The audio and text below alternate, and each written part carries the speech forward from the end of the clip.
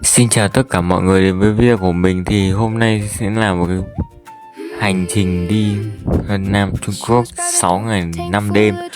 Mọi người thấy là phải để mà sắp xếp được một cái lịch đi du lịch này thì rất là khó. Chính vì thế là mình sẽ quay tất xuyên suốt những cái hành trình di chuyển 6 ngày 5 đêm để cho mọi người có thể thấy.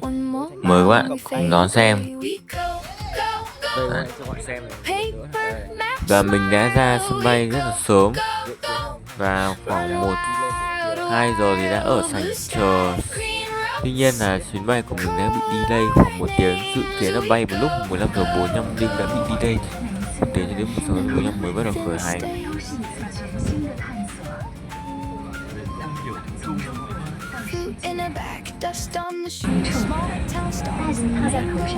Đang đi ở đây đang đi theo toàn vậy, mình quay ít thôi.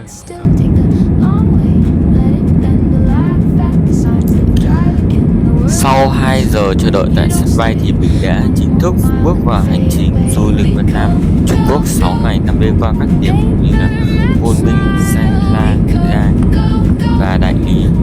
Điểm đến đầu tiên của ta sẽ là Côn Minh.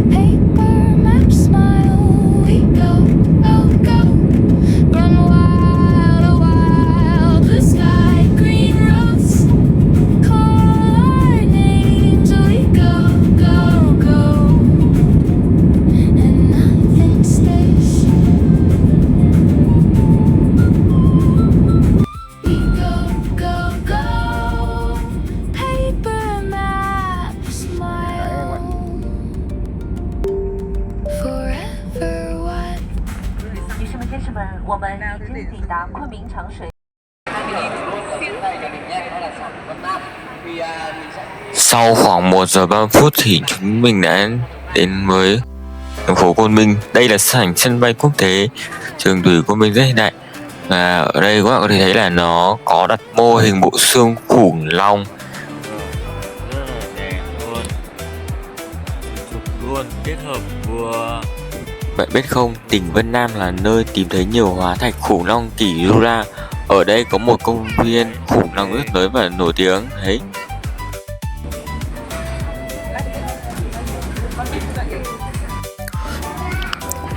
Bữa tối đầu tiên tại Trung Quốc ta sẽ là món búp ca gầu. Mình thấy nó hơi giống như món lẩu, và bát đá đựng nước dùng này rất là nóng, nước còn đang sôi. Chiếc đồ ăn sẽ được thả vào từ từ.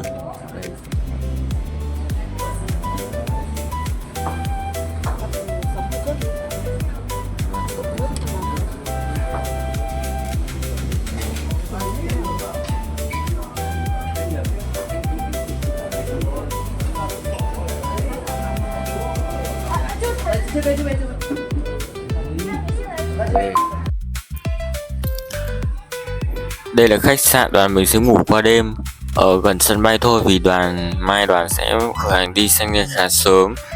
Thì từ Côn Minh đi Sanya thì đoàn mình sẽ bay chuyến bay điện đầu tiên trong ngày.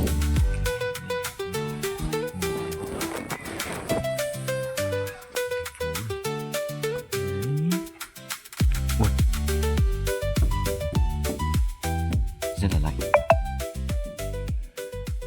Ở đây rất lạnh luôn.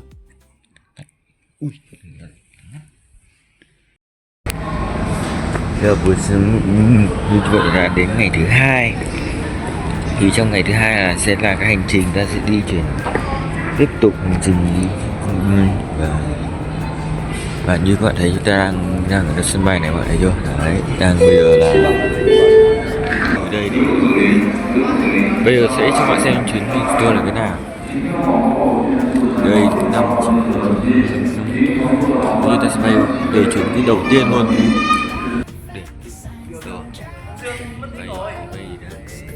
Không.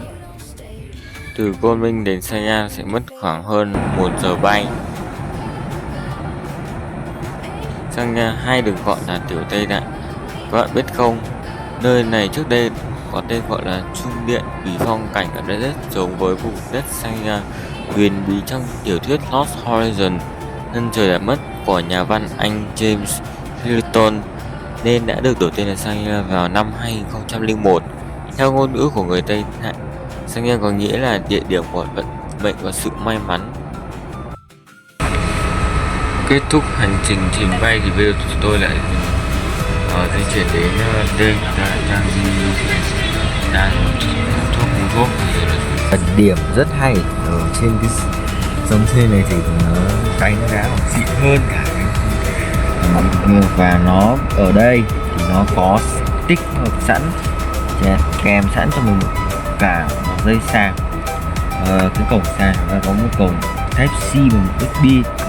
Đây hai cổng này là đều là loại có sạc nhanh, thì mình nó cắm test thử thì thấy có báo xem là biết này con này Type C sạc nhanh hơn, đây có nhanh hơn USB. Mình thấy mình đang cắm thử thì là hai cổng này dùng được, dây này dùng được.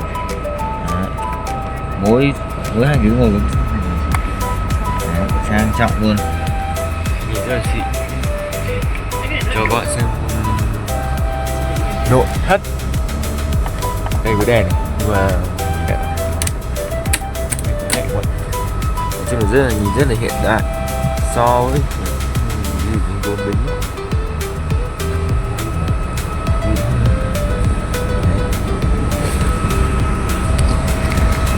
Cái này không biết làm gì. Cái này chỉnh ghế. Cái chỉnh ghế là các bạn gài cái này vào. Ở đây có cái gì ấm nhỉ? Ui, dưới này có cả máy sưởi này. Ui, đây này, sờ hay ấm, máy sưởi hay cái lạnh thì ấm này. Để tay rất là ấm luôn. Ui, xem bên ngoài.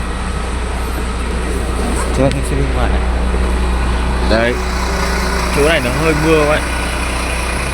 Xuống xe cho mọi người xem chiêm ngưỡng các thành phố huyền bí. Ở đây là Sanglia nằm trên cao nguyên cao hơn 3.300 m, không khí rất loãng, nhiều oxy nên khi ở đây mọi người hay rơi vào những tình trạng ở cao nguyên như là cảm thấy khó thở, hoa mắt, chóng mặt, đau đầu, vân vân. Chính vì thế là trên hành trình mình đã quyết định sử dụng lại hiệu thuốc để mọi ta mua một cái bình oxy và thuốc uống để chống sốt độ cao. Và cái thuốc chúng ta uống này có tên là Hồng Cảnh Thiên. Phạt 200-300 tệ chỉ đấy, phạt tiền thì không có nhiều nhưng mà cái thuốc này thì khi mà uống các bạn lưu ý là phải sau khoảng 30 phút thì chúng ta mới được uống nước lọc. Và các bạn sẽ nghe một số đoạn hướng dẫn như sau. Chúng ta vừa mới lên chưa thể quen ngay được. Thì bình thường như ngày xưa cháu lên đấy thì hay có một câu nói đùa là gì, cứ nhìn thấy là đớp như kiểu cá mắc cạn đấy là bắt đầu sinh ra công việc. Đó, tức là ngáp như này, là oxy mình hít vào không có đủ này.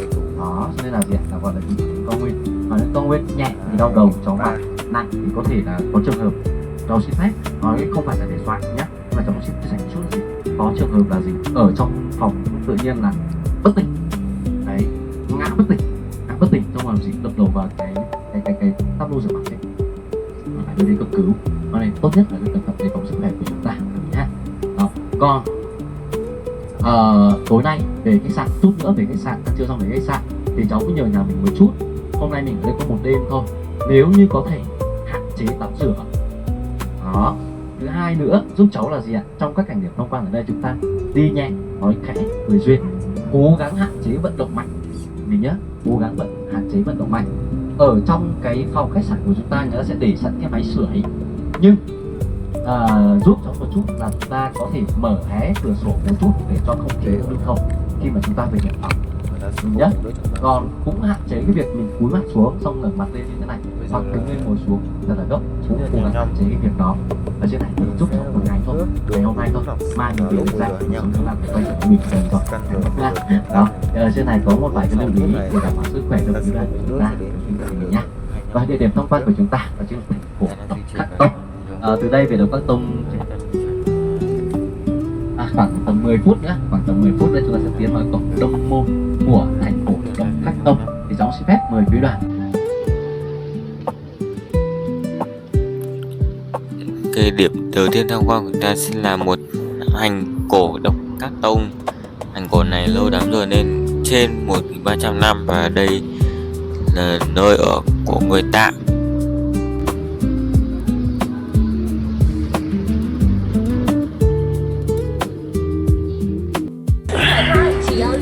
Đây có KFC, KFC luôn. Người ta sẽ toàn luôn. Đều sẽ có cộng. Cộng này sẽ có cộng là bữa này.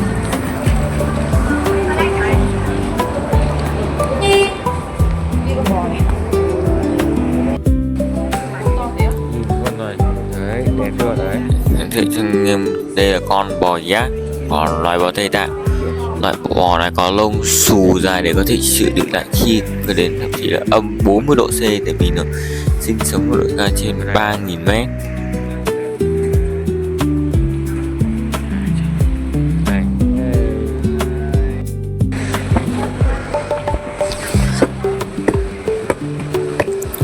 Và trong cuộc lúc này chúng tôi đang leo bộ lên một ngọn đồi cao trong thành cổ để tham quan công viên Quy Sơn. Ở đây có tháp Kinh luôn, ở thứ hai trên thế giới.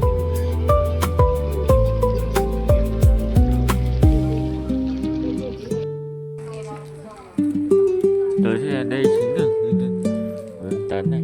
Đây tháp Kinh Luân lớn nhất thế giới. Hiện các bạn biết là ở đâu không? Thì nó nằm ở Lâm Đồng, Việt Nam các bạn.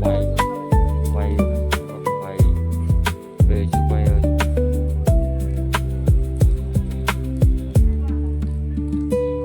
Nhưng mà nói 70 tấn thì rất là nặng.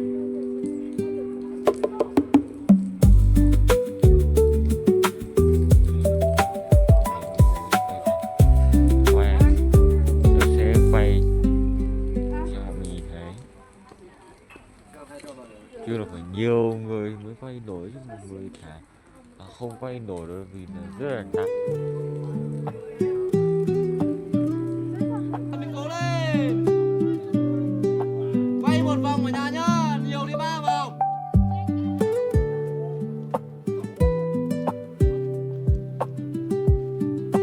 加油.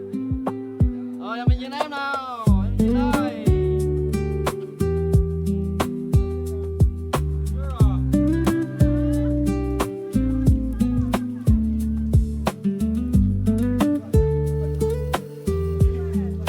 Rồi quay xong rồi ai nghe hiểu tiếng Việt thì nhìn vào đây nhá. Mấy tay chào nào cả nhà ơi.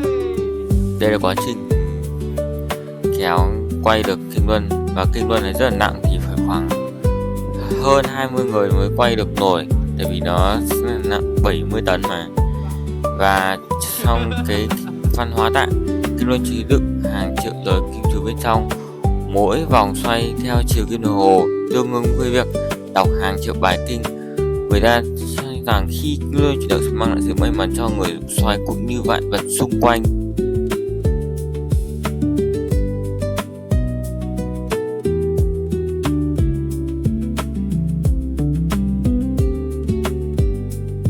Kéo không nổi luôn nhé.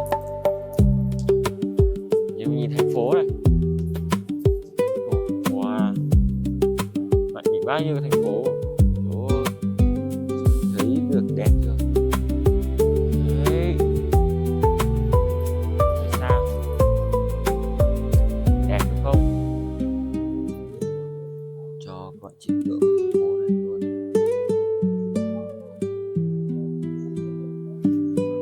Và giới thiệu đây là thành phố Đốc Cát Tông. Ta nhìn từ trên cao là các bạn sẽ thấy nó rất là đẹp ở đây.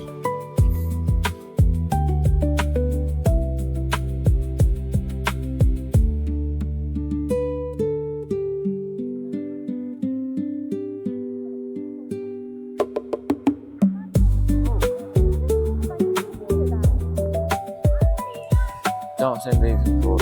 Bây giờ ra xuống rồi. Chuyện như thành phố có con chim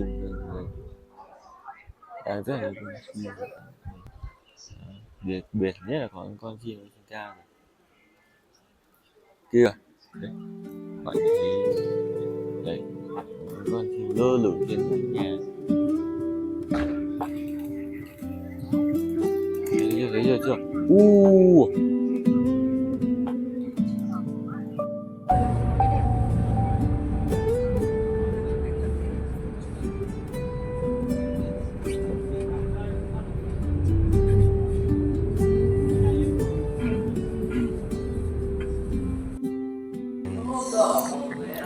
Ở đây sẽ là bữa trưa của đoàn chức năng ngày hôm nay.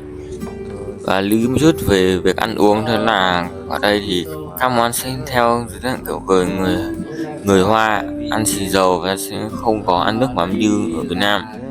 Ở đây nó chế biến rất nhiều dầu béo và ngọt lên. Mọi người mà nếu mà không ăn mà cảm thấy không hợp thì mình có thể mang theo gừng giúp phòng khi không hợp khẩu vị. Và điều đặc biệt là tour này của mình sẽ phải di chuyển rất nhiều, đi bộ khá nhiều, nên cái việc mà ăn uống là điều cần thiết để có thể đảm bảo sức khỏe rất là quan trọng. Xung quanh thành phố nào tí trước khi di chuyển. Đấy. Rất là đẹp luôn.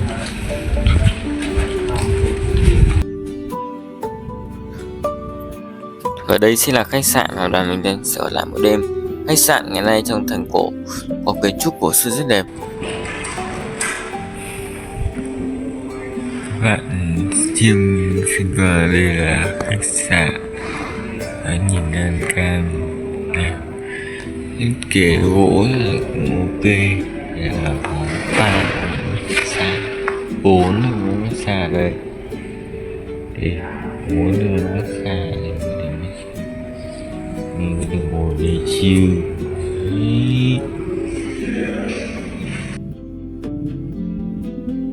Và trong khách sạn ta có đặt một viên thạch. Người ta cho rằng khi bạn đặt tay vào vị trí này, viên thạch phát sáng, bạn sẽ gặp sự may mắn.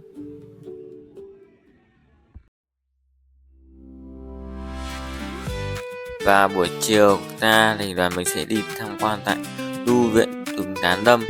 Tuy nhiên thì đến tu viện thì mình bắt buộc phải dừng xe ở bến xe để mà sử dụng chiếc xe trung chuyển của địa phương.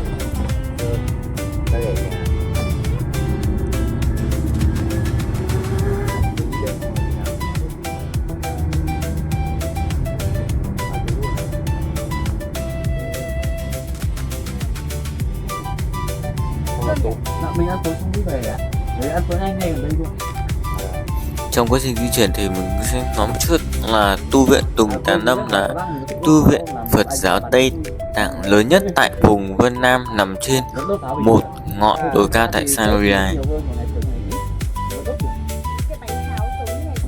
Vâng ạ, bánh táo này nó có con như một đấy, như ngày xưa đỏ thế. Giờ này không biết đây là pháo hoa của nổ. À, nó bán luôn à? Vâng, bán đốt ở cái nhà của anh tối luôn. À.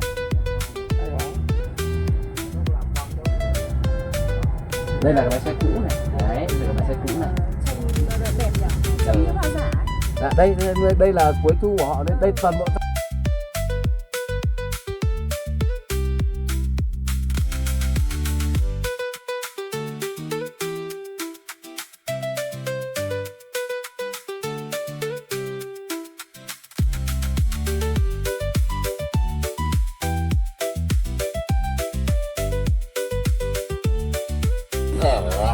Sau 5 cái khu di chuyển sẽ đến đây. Bây giờ là đứng ở bậc thang này nhá, 1 2 mình sẽ 2 hàng đi. bên kia đính chính lại chút, bên kia là đỗ xe. Cái bên này. Rồi ok, bên này. Xe hàng nó chạy đi cho xin một ảnh tập thể để gửi vào các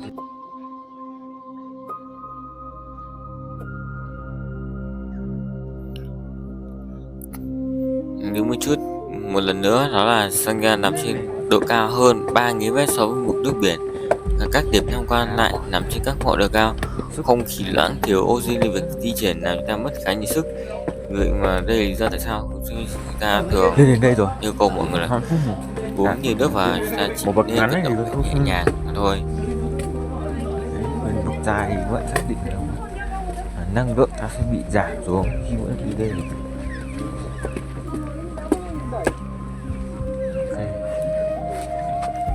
Chiêm ngưỡng hồ thành phố Hiệp Hội đẹp quá.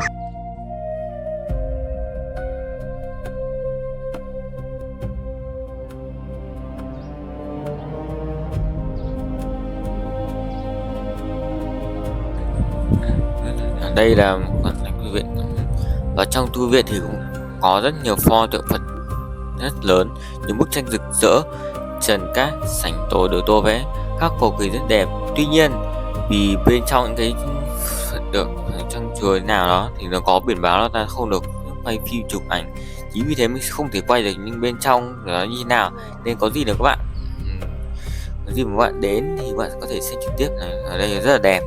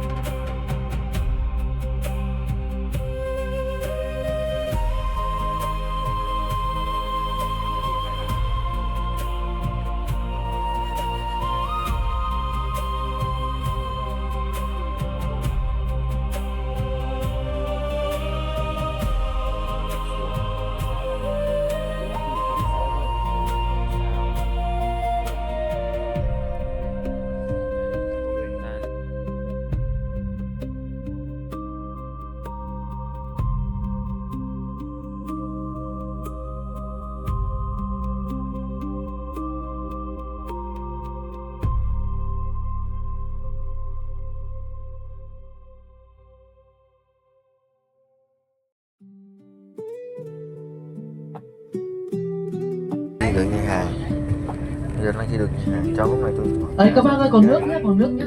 đến thế là đoàn mình được dẫn viên người ở bên Trung Quốc đã được giới thiệu đặc sản của địa phương. Đấy chính là một số ghép rất là khô đấy. Còn này sao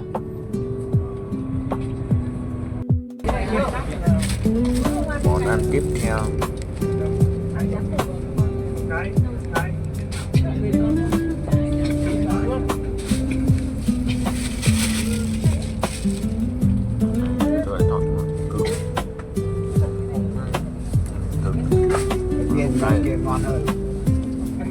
Mình ăn xong mình bỏ vỏ, có thể bỏ vào cái vỏ túi đen nhé, để mang xuống nhau đỡ mùi. đặc biệt xin phép mình sẽ làm thử ảnh để làm việc một đồ đặc biệt. Đây là đây là bữa chiều trước bữa ăn tối của ta thì đoàn chỉ làm cho mình được thức một bữa đặc biệt. Đây đó là lẩu và ghép, một đặc sản của vùng này, và mỗi chỗ ngồi của bạn sẽ có một cái nồi riêng để mọi người chế biến.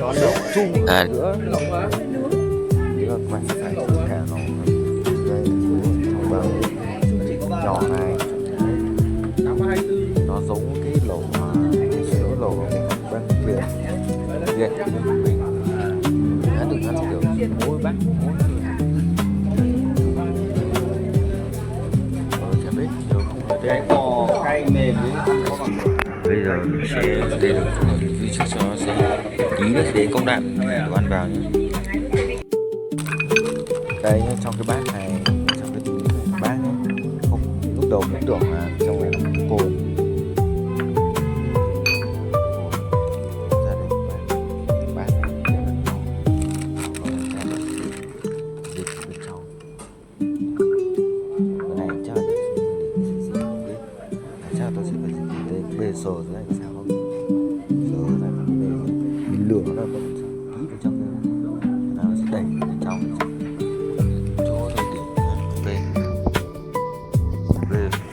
Đun sôi này chơi uống tí ăn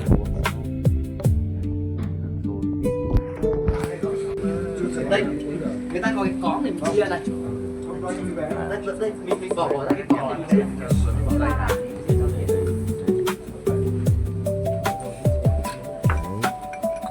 Thì thôi rất là ngon. Ok mọi người nhá, bây giờ chúng ta đang tiến hành đi khám phá chỗ phố cổ này cho mọi người xem. Chúng ta sẽ đi khám phá chỗ này để xem chúng mình sẽ đến đến nào.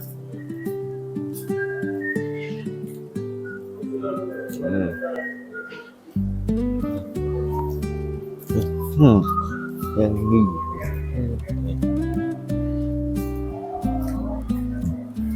Bây giờ chúng ta đây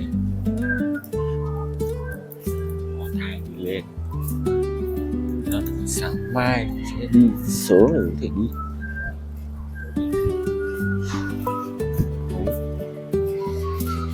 Chủ yếu ta sẽ đi xung quanh đây thôi, không đi đâu xa. Đây.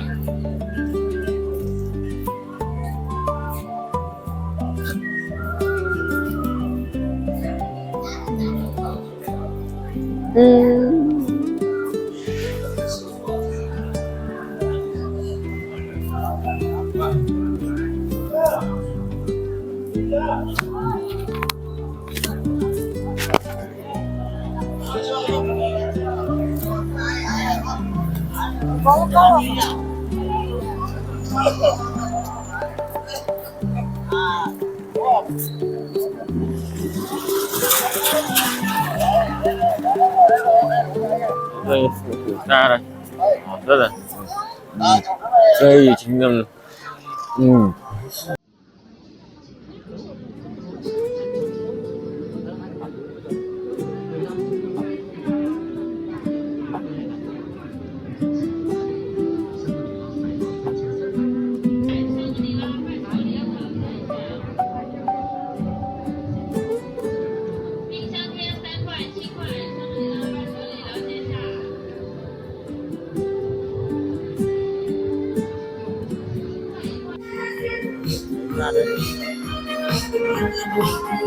và đây là những cái điệu múa dân gian của người bình thường. Đấy, mọi người thấy sao, hay đúng không?